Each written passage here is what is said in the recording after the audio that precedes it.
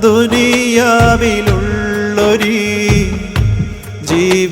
ജീവിതയാത്രയിൽ മുസാഫിറായി വന്നവിടം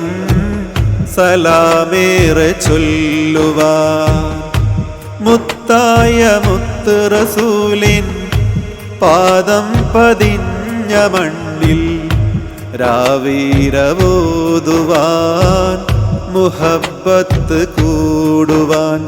യാ ഹബീബ് യാ അല്ലാഹ് യാ റഹീം യാ അല്ലാഹ് യാ ഹബീബ് യാ അല്ലാഹ് യാ റഹീം യാ അല്ലാഹ് മനസ്സിൽ